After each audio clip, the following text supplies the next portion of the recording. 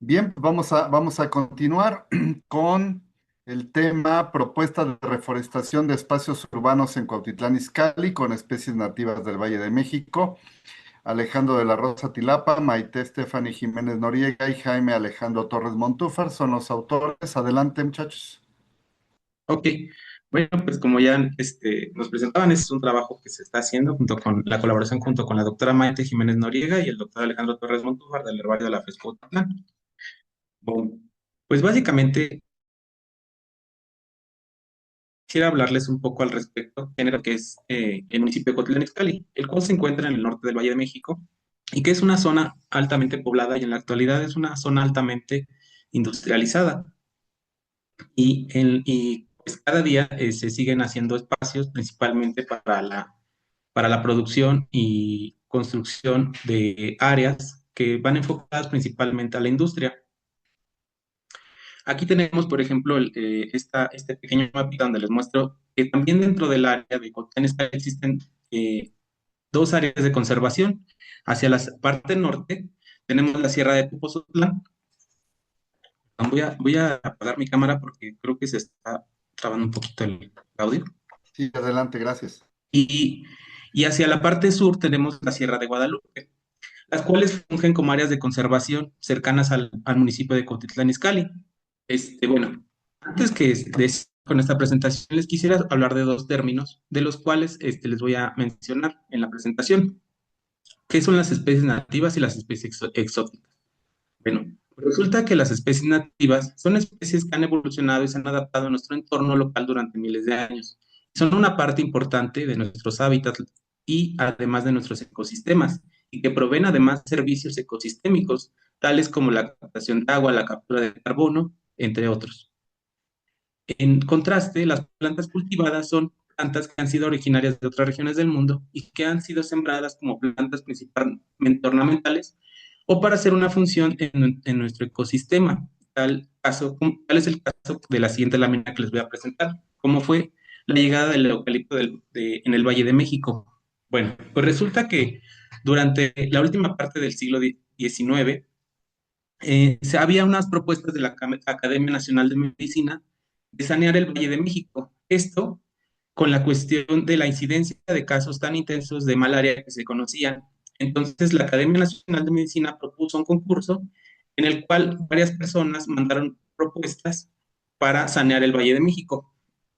Y el doctor de Belina opinaba que el incremento en los accidentes palustres pues, eran consecuencia de la degradación de las condiciones sanitarias de la ciudad, y en particular de la acumulación de aguas estancadas, el drenaje, lo cual hubiera propiciado la acumulación de las mismas y entonces para combatir estas enfermedades era necesario desecar las zonas pantanosas y plantaron numerosas hileras de árboles. En su propuesta, él considera plantar cerca de 53 millones de eucaliptos en el Valle de México. Entonces, esta fue una propuesta incluso aceptada y que las comisiones ambientales en esa época sí tomaron en cuenta. Además, consideraban que los eucaliptos, al soltar aceites esenciales, pudieran permitir sanear también no solamente o desecar, sino también sanear y facilitar que se curara la población en general solamente por oler los aceites esenciales de estas plantas. En realidad no se tiene idea de cuántas plantas hicieron, pero bueno, si quieren consultar un poquito más acerca de esta información, la pueden ver aquí en la referencia que está en la parte inferior. Pero entonces tenemos plantas que han sido utilizadas, traídas de otras áreas, principalmente Australia, para desecar áreas urbanas. En la actualidad este, idea pues sería una locura, porque lo que ya no queremos perder en el Valle de México, pues es agua, ¿no? Pero ¿qué es el Valle de México? Resulta que el Valle de México es una zona bastante compleja, constituida por cerca de casi 100 municipios, ¿no? En donde está involucrado tanto la Ciudad de México, el Estado de México y la región sur del Estado de Hidalgo. ¿Cómo se constituye el Valle de México? Es una cuenca endorreica que se encuentra dividida en varias zonas, pero principalmente está rodeado por una gran serie de cadenas montañosas. Hacia el norte, la Sierra de Pachuca, hacia el oriente, la Sierra Nevada, y hacia la parte poniente tenemos la Sierra de las Cruces. En la parte sur podemos encontrar la Sierra del Ajusco. En la parte central encontraríamos lo que sería la Ciudad de México, parte de lo que queda por la reminiscencia del lago de Texcoco y algunos otros cerros, ¿no? Que eran muy característicos, como la Sierra de Santa Catarina. Pero resulta que el Valle de México es complejo en cuanto a sus áreas de flora y fauna, porque resulta que está constituido de una gran cantidad de hábitats que involucran desde bosques de pinos, bosques de aves y zonas, por ejemplo, también como transiciones entre bosque de pino encino y zonas de transición hacia matorral xerófilo. Tal es el caso como la parte sur de la Ciudad de México, donde se encuentra el Pedregal de San Ángel, el cual está bañada por las lavas de lo que fue la erupción del volcán Chitle. Y en otras áreas, las partes más bajas se encuentra constituida por áreas de humedales, como es el lago de Texcoco, que actualmente ya pertenece a un área natural protegida. Pues resulta que de 1990 hace un estudio acerca de los orígenes de la flora y la flora del Valle de México tiene componentes tanto de la región neártica como de la región neotropical. Y él encuentra, entonces, el Valle de México está constituida por cerca de 672 géneros de especies de plantas y cerca de 2.000 especies. Entonces, es una región bastante compleja. Bueno, ahora volviendo. Las áreas verdes urbanas en Cuautitlán Izcalli, ¿cómo están constituidas? Realmente son espacios constituidos principalmente en menor medida con plantas nativas. Aquí hay una vista de lo que es el Palacio Municipal de Cuautitlán Izcalli y podemos encontrar aquí en esta imagen especies como eucaliptos, cepillos rojos y cipreses italianos, los cuales tienen orígenes principalmente de Australia y el Mediterráneo. Pero entonces, ¿qué pasaría si nosotros llenáramos de especies nativas estos espacios urbanos? Pues resulta que en varios estudios se ha demostrado que las especies nativas reducen la propagación de plantas invasoras. Además, mejoran la biodiversidad tanto de flora y fauna que están asociadas y a su vez, en el caso de los suelos, favorecen a la salud del suelo, principalmente con componentes de hongos asociados a estos suelos. Por esta razón también mejoran la gestión tanto del agua y de la lluvia, además que producen una gran cantidad de alimentos para polinizadores y visitantes florales.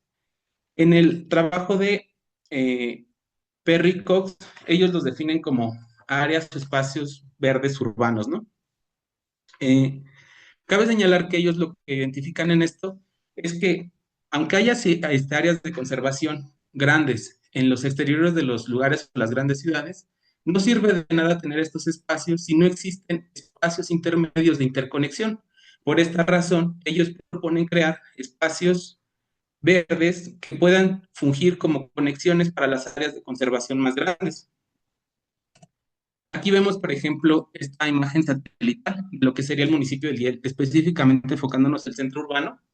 Y pues realmente, aunque las áreas son muy amplias, pues sí podemos ver que existen áreas que realmente están constituidas principalmente por bodegas, fábricas, y en su gran mayoría, pues hay una gran cantidad de unidades habitacionales. Y esto hace que entonces no tengamos tantas áreas de conexión dentro de los municipios.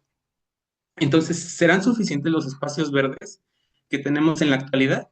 Y aunque haya espacios importantes como Espejo de los Lirios, la cual ya está considerada un área natural protegida, esta área, si la vemos, es realmente menos del 5% de esta imagen satelital de lo que representa entre toda la zona urbana y de industria. Por esta razón, el objetivo de este trabajo fue proporcionar una base científica para la reforestación urbana que promueva tanto la conservación de la biodiversidad y la conectividad ecológica. Y para esto pues, utilizamos literatura especializada y algunas bases de datos globales. Entonces, de estas se recuperó una base de datos de cerca de 16.000 registros y un montón de familias botánicas que se encontraban en el norte de Valle de México. Pero para seleccionar las especies, pues se eligieron estas dos condiciones. Pues primero, que fueran especies endémicas a México, con distribución que estuviera ya no solamente en el Valle de México, porque muchas veces estas especies han escapado a este valle y sí se pueden llegar a encontrar hacia lo que le conocemos como la faja volcánica transmexicana, que se encuentra desde la región de Jalisco hasta el estado de Veracruz. Entonces, bueno, estas especies tendrían que estar adaptadas estar, que sería principalmente el municipio. Y de esta obtenemos una lista o una propuesta de cerca de 16 familias botánicas y 40 especies. Es un listado preliminar, pero bueno, se sigue trabajando en él. ¿Pero qué proponemos básicamente? Bueno, hay espacios que se pudieran sembrar con especies principalmente de árboles grandes que pudieran tener valor tanto potencial como para como plantas de polinizadores o plantas melíferas y como plantas que tienen la capacidad de ser caducifolia, es decir, que pueden resistir, bueno, que cuando llega la época de estiaje caen sus hojas y pueden resistir bastante bien la sequía. Algunas especies, por ejemplo, que les pongo aquí, es el cazaguate, el cual tiene la característica de que su floración más intensa la da en la época del invierno y parte de la primavera. Entonces, esta planta pudiera ser muy útil hacia las zonas urbanas del municipio porque pues, realmente estaría proporcionando alimento a una gran cantidad y variedad de insectos y aves. El colorín, por ejemplo, también es una especie que vemos sembrada incluso aquí en las áreas de la facultad, pero cuando la floración es intensa, atrae una gran cantidad de aves, ¿no? Que la polinizan.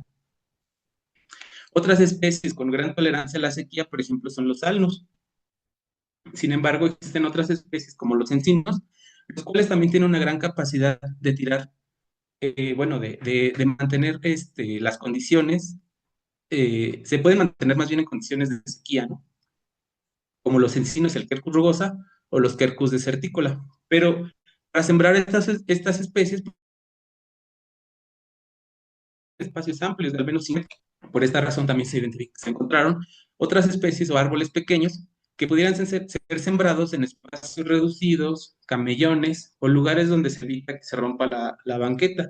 Y algunas de estas propuestas, pues están, por ejemplo, los rus, que es un género de la familia Anacardiaceae, las cascabelas, que son de la familia Apocynaceae, las burseras, que son arbolitos pequeñitos que no crecen más de 2 o 3 metros, pero que cuando tienen floraciones atraen una cantidad exagerada de polinizadores flores.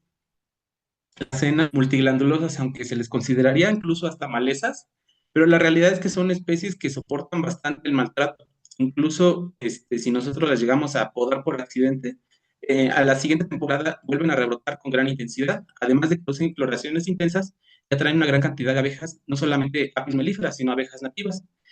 Y el Quercus frutex, el cual es un arbolito que es bastante pequeño, pero que tiene una gran capacidad para tolerar la sequía. Y estos pudieran ser sembrados en espacios reducidos, camellones o lugares donde se evita que se rompa la banqueta. También tenemos otras especies de arbustos, por ejemplo, ya no voy a decirles todos, pero voy a decirles algunas especies, las cuales tienen floraciones intensas, como la Salosona augusta o la Budeja ceciliflora, el cual es un pariente del tepozán, que también atrae una gran cantidad de polinizadores. Podemos sembrar incluso hasta dalias dentro de espacios reducidos, como los camellones, para tener estas floraciones tan hermosas, ¿no? Algunas hierbas que pudieran ser utilizadas también pudieran ser los girasoles o esta especie que es bastante extraña.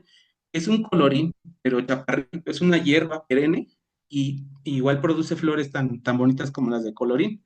También son visitadas principalmente por insectos y aves. En el caso de algunas otras, como los romerillos, que es la Asclepias linaria, pues son hierbas perennes que toleran bastante bien la sequía, ¿no? Entonces estas pudieran ser utilizadas para sembrar en jardineras o parques públicos.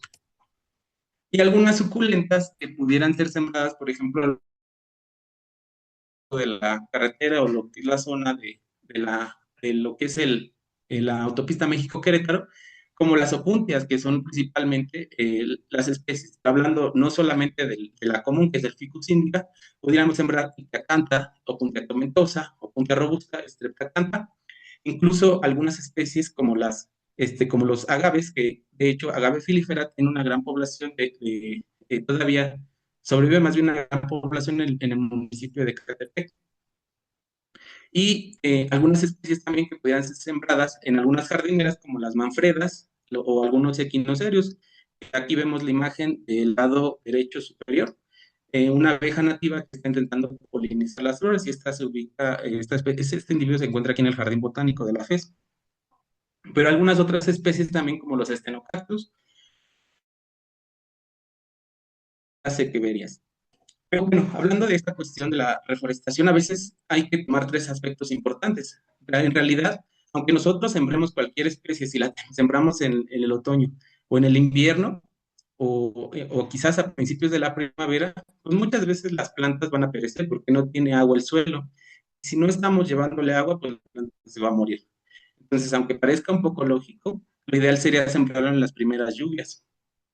Además, se debe de considerar el tamaño de la especie, porque muchas veces se pretende sembrar árboles grandes en lugares donde pasan cables tanto de baja o media o alta tensión, y esto muchas veces produce que hagan podas. En este caso, en la parte de la imagen central vemos una poda en Y, que es justamente la CFE para evitar que hagan contacto las ramas con los cables, pero hacer podas anuales o 2 veces al año, lo que producen es que estos ejemplares mueran. Y de hecho, en esta foto, el ejemplar que están viendo ya pereció, por lo mismo de las podas tan intensas que se realizaban. Y la otra, si sabemos que hay especies que son de gran tamaño, aquí podemos ver entonces del lado derecho que se debe dejar el espacio suficiente entre individuos. Está compitiendo una